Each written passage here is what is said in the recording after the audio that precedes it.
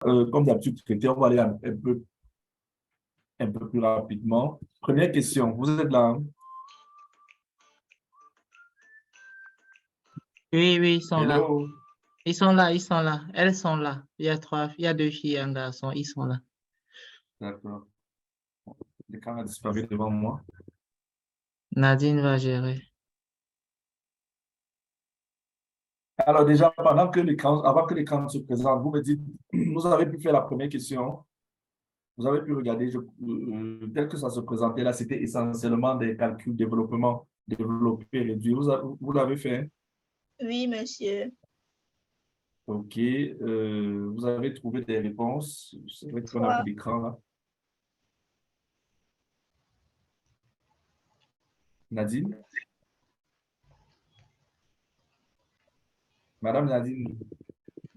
Oui, je suis là. D'accord, très bien. OK, c'est parfait. Alors, vous dites avoir trouvé quoi comme réponse?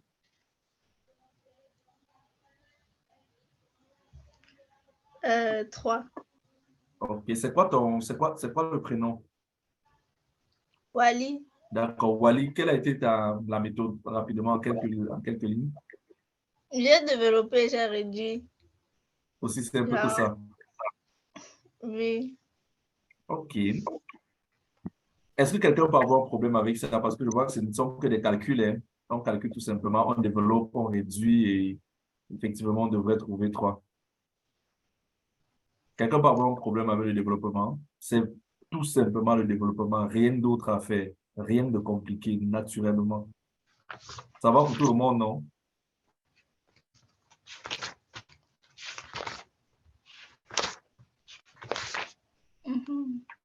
Ouais, très bien.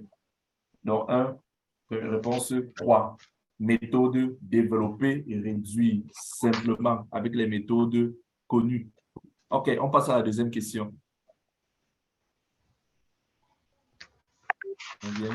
Développer et réduire. Et réduire. Voilà. Parfait.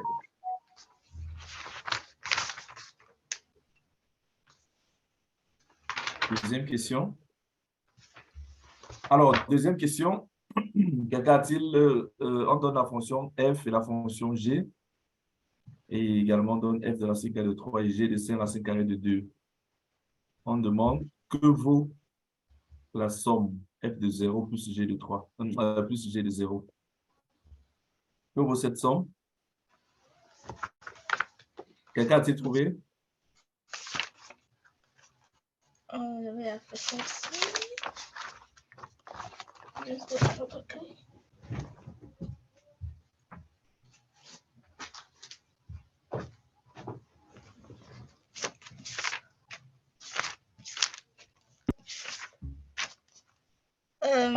Oui. D, c'est encore quoi là? 2. Non, 6.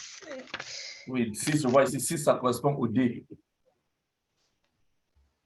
Bon, je ne sais pas trop si c'est ça. J'avais pas OK, fait. quelle a été ta méthode en quelques mots et on essaie de voir si on peut améliorer cela. Puisque j'ai f de x sur racine de 3 et non f de x, je trouve un x tel que lorsque je simplifie, ça me donne racine de 3. C'est C'est exactement 3. ce qu'il faut faire, oui. Donc, ça fait 9a plus b égale à 38. Et je fais de même pour g de x. Et puis, j'ai des équations et des inconnus. Très bien. Mais la OK. réponse...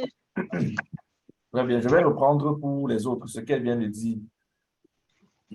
Elle a dit que ce qu'il y a à faire ici, c'est tout simplement d'observer, on a f de x sur racine carrée de 3 égale à ax carré plus b. À côté, on a g de x racine carrée de 5 égale bx carré plus a. On nous dit f de racine carrée de 3 égale à 38 et g de 5 racine carrée de 2 égale à 24. Il faut trouver la valeur de f de 0 plus g de 0.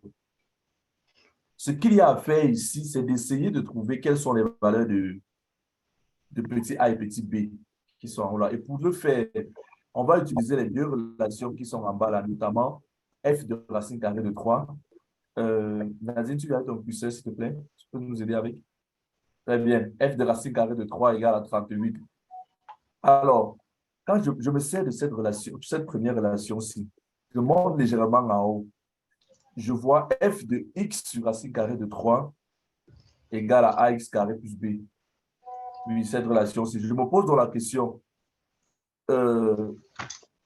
En fait, rentre en bas un peu, Nadine. Tu écris x sur racine carrée de 3 égale à racine carrée de 3. Voilà. Très bien. Ça me permet, parce que j'avais l'intention de savoir, on a remplacé x par combien pour avoir f de racine carrée de 3. Et ici, on dit x, ça donne racine carrée de 3 fois racine carrée de 3, donc x égale 3. Voilà. Avec x égale à 3, je rentre dans la première, dans la première relation que Nadine a soulignée là. Bien. Je remplace x par sa valeur. Ça va nous donner f2 de 3 sur racine carrée de 3, très bien, égal à, on remplace x par sa valeur, x carré, ça fait 3a plus b.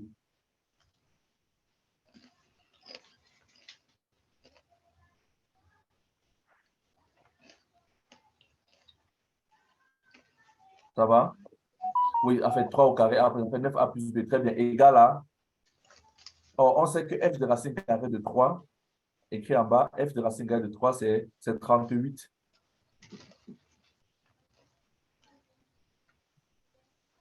Parfait. Donc, 9a plus b égale 38.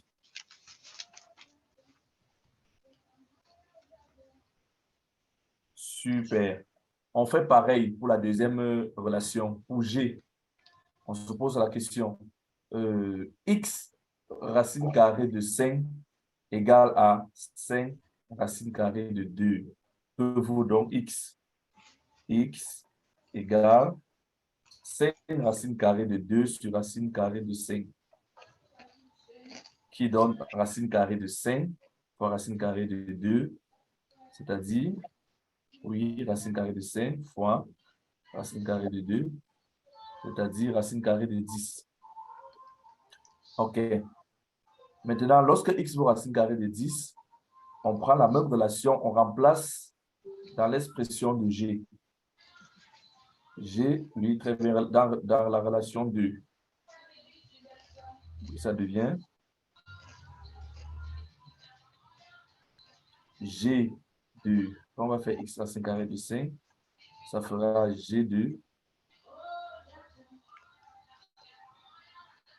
oui, racine carrée de 10 fois racine carrée de 5, ça fait racine carrée de 50. Oui, très bien, vas-y. Égal.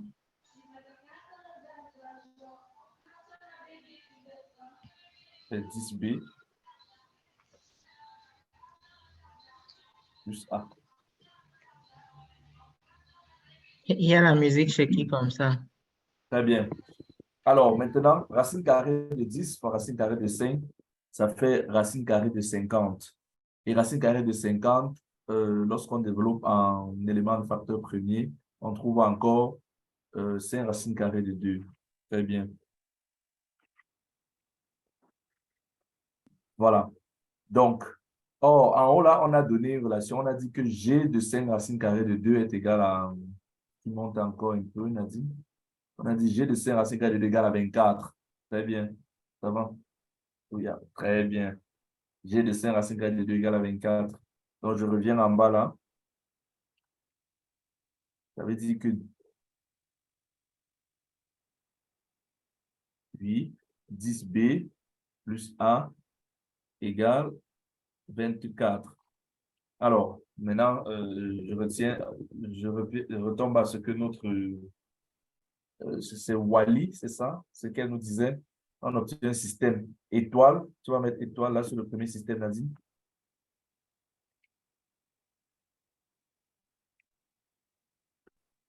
« 9a plus b. Oui, très bien. 9, bon, j'aurais souhaité que tu mettes en bas, oui. Voilà. 9a plus b égale à 38. Ça fait étoile, ensuite 2 étoiles, 10A, 10B plus A égale à 24. Bon, on résout. Alors, quand on résout, on trouve combien ici pour les valeurs de A et B?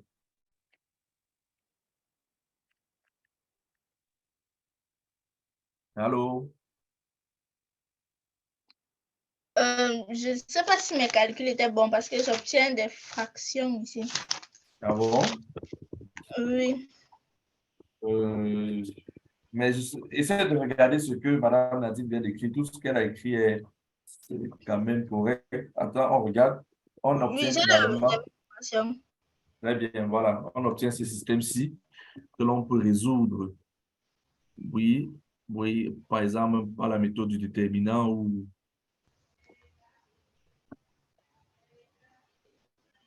Mhm.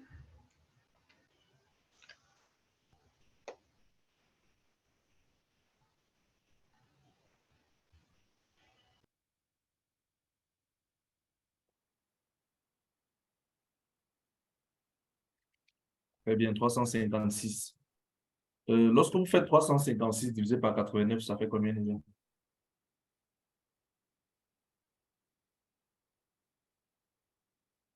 Il n'y a pas la calculatrice. Vous savez faire les calculatrices comme beaucoup moyen de non?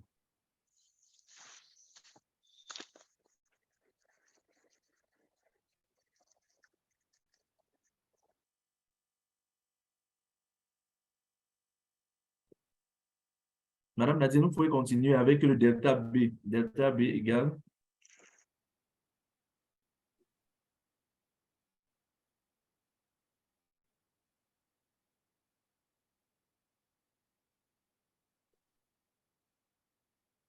Nice. ça fait 240 moins 9, ça fait 231 moins 38. Si tu fais 231 moins 38, là, je crois que ça fait 193. Oui, c'est correct. Maintenant, si je fais 356 divisé par 4, ça va donner la valeur de petit a. 356 divisé par 89 et 193 divisé par 89.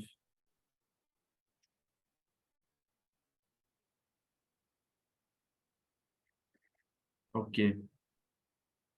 Alors, division euclidienne comme au cours moyenne 2, il peut aller combien de fois? Pour le premier, pour le petit a, si je prends 2 fois, c'est trop petit. 3 fois, c'est petit également. Essaye un peu, fais un peu 89 fois 4.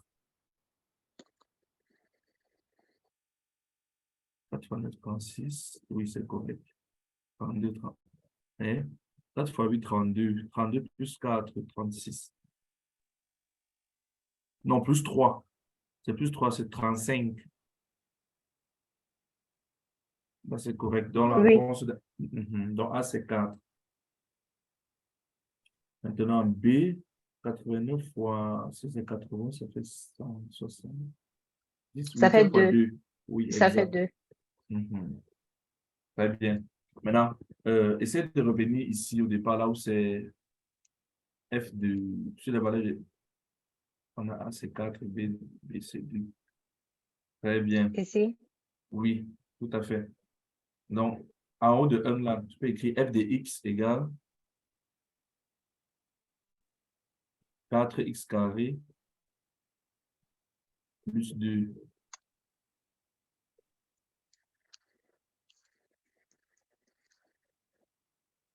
Bien. Et G de X, ça va faire 2x carré plus 4. Non, plus 4. OK, voilà. Donc, F de 0, c'est 2 et G de 0, c'est 4. La somme donne 6 qui correspond au D. Parfait.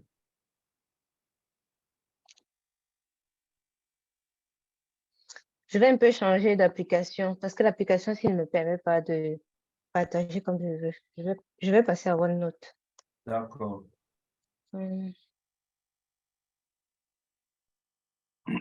Voilà, mais déjà, pendant qu'elle est en train de changer d'application, je pense que c'est la deuxième question là, c'est OK pour tout le monde, non?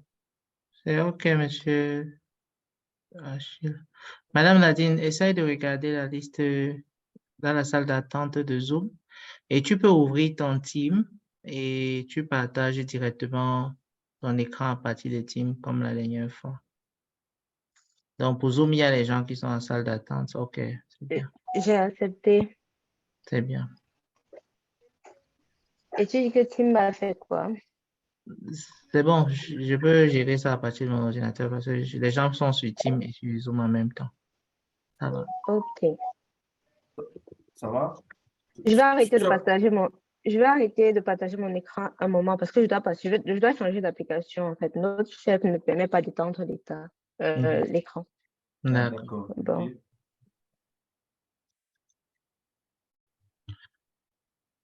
Oui, monsieur Ashika, que tu leur expliquais quelque chose, tu peux continuer. OK, d'accord. Alors, je posais la question de savoir si tout le monde est à la ligne avec nous. Ça va? Vicky, Wally, Shamak, Bilal, Somba, Ghislaine Nanga. On est tous ensemble, non? Oui, monsieur. Très bien.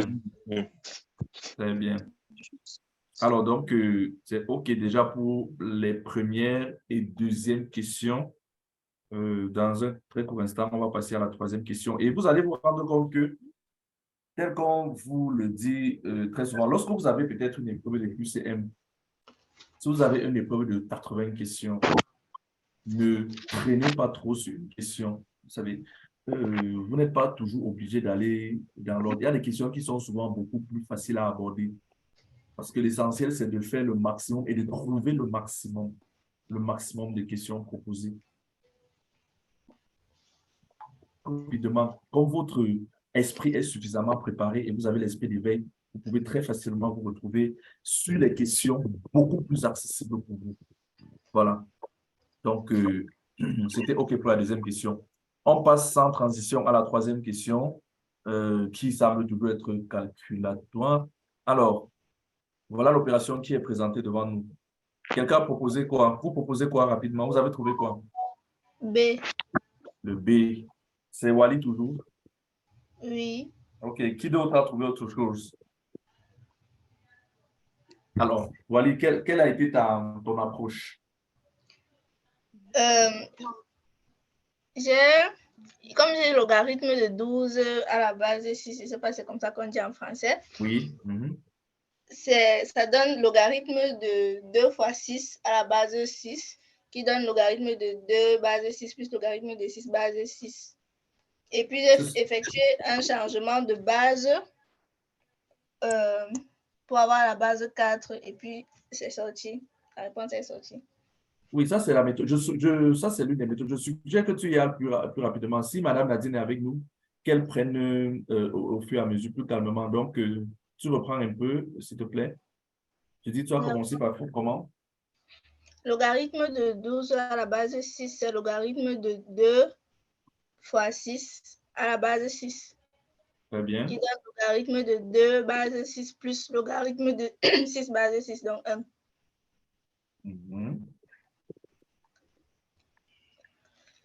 J'effectue un changement de base sur le logarithme de 2 à la base 6. Ça me donne logarithme de 2 base 4 divisé par logarithme de 6 base 4. Très bien. Puis, j'ai déjà un premier x qui sort. Et puis, je remarque que logarithme de 2 à la base 6, c'est 1/2 de logarithme de 4 à la base 4. Parce que 2 puissance 1/2, c'est 4 puissance 1/2, c'est 2.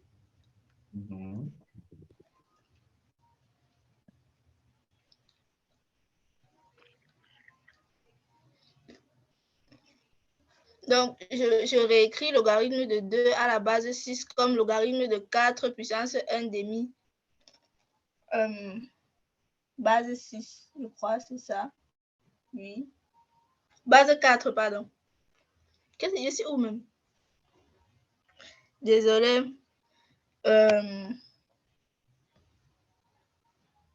J'effectue d'abord un changement. Madame Nadine, s'il te plaît, rentre un peu plus à gauche avec ton écran. Avec ton curseur, voilà, très bien, continue. Non, non, ça va, ne bouge pas l'écran. Parlez plutôt avec le curseur. Oui, c'est bon, jusqu'ici. Je pense que tout le monde le voit. Oui, continue.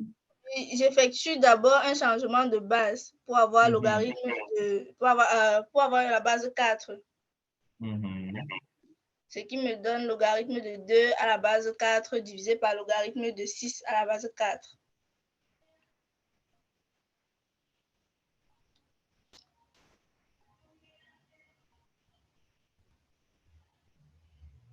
Très bien. Oui, sans oublier mon plus 1 à côté. Ensuite, on a dit logarithme de 6 base 4, c'est x. Donc, il y a x qui sort. Et maintenant, 2 est égal à puissance 1 demi. Donc, ça fait logarithme de 4 puissance 1 demi à la base 4 divisé par logarithme de 6 à la base 4, qui est aussi x.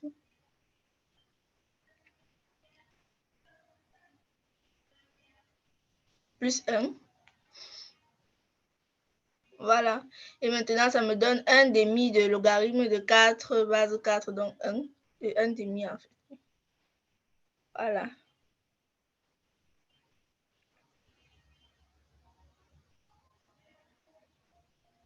Qui donne 1 sur x. 1 sur 2x plus 1.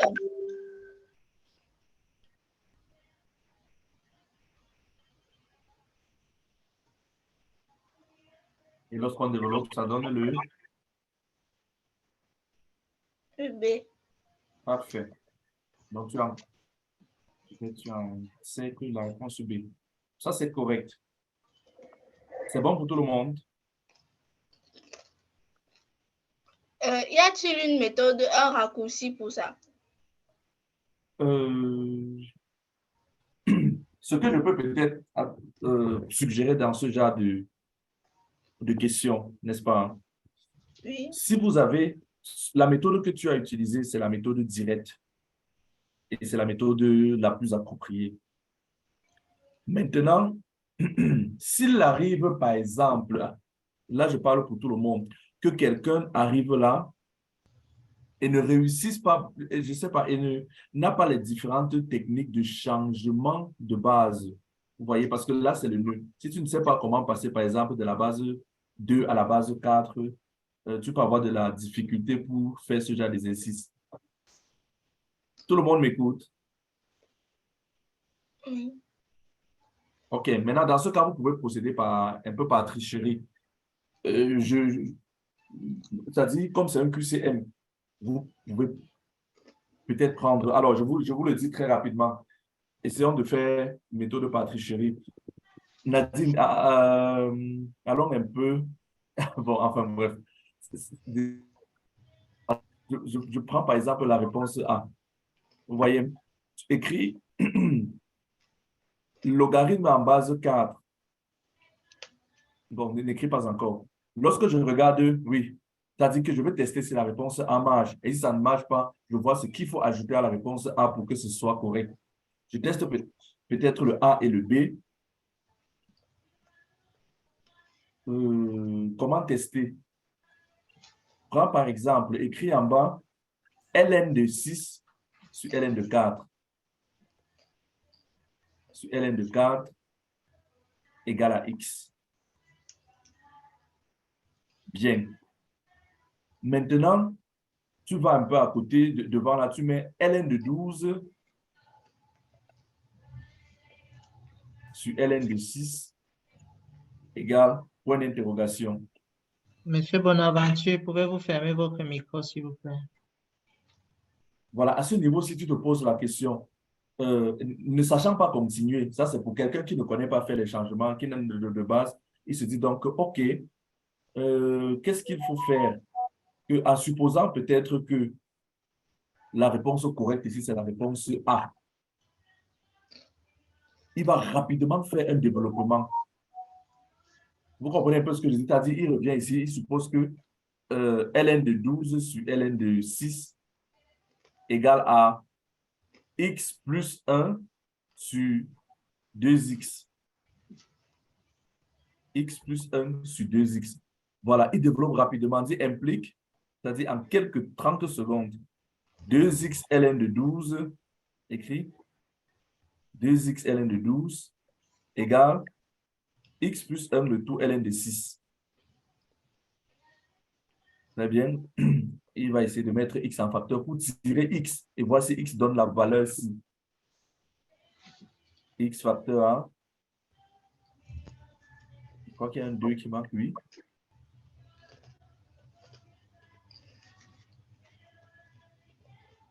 Très bien, ici.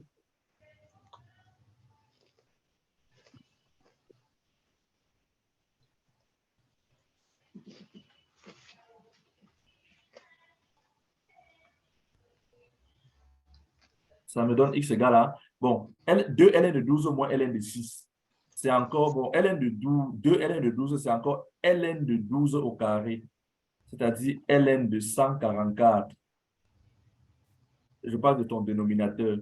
Et ln de 144, bon, 8x égale ln de 6 sur, attends une fois, on va faire le calcul rapide. Oui, ln de 844 sur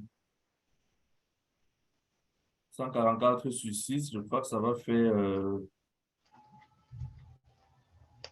36. très bien. Non.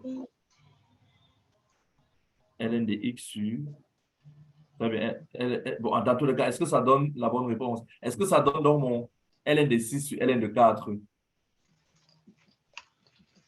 Non. Voilà, vous voyez un peu la méthode. Donc, comme ça ne donne pas, tu as fait ça en 30 secondes, très rapidement.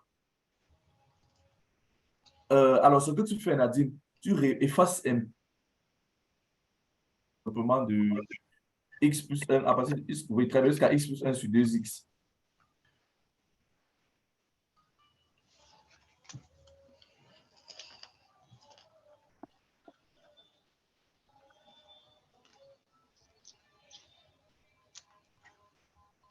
Efface, voilà, très bien, c'est bon. Maintenant, remplace x plus 1 sur 2x, il n'y a pas la réponse B. Tu dis, voilà, est-ce que B est correct? Tu mets 2x plus 1 sur 2x.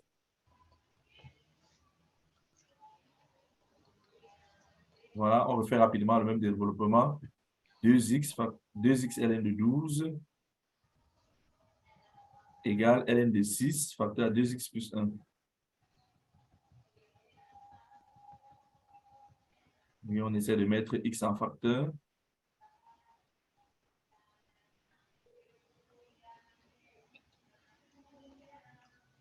On cherche la valeur de x et on voit si le x va donner ln de 6 sur ln de 4.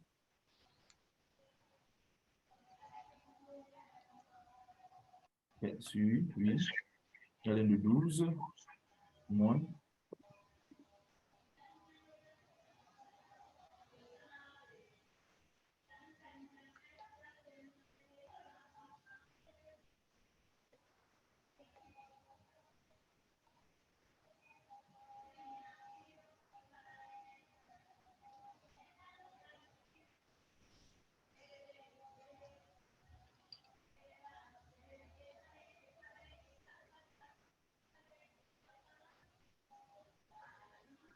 Ça va se couper d'un moment à l'autre. OK, on va se reconnecter. Alors, j'espère que tu ne t'es pas trompé en chemin sur ton écriture, Nadine.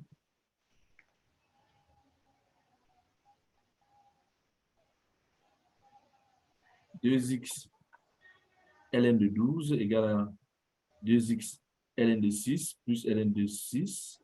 Oui, ça veut dire x facteur A. Il y a un 2 qui manque quelque. Ouais, non, ça va. X facteur A, ln de 12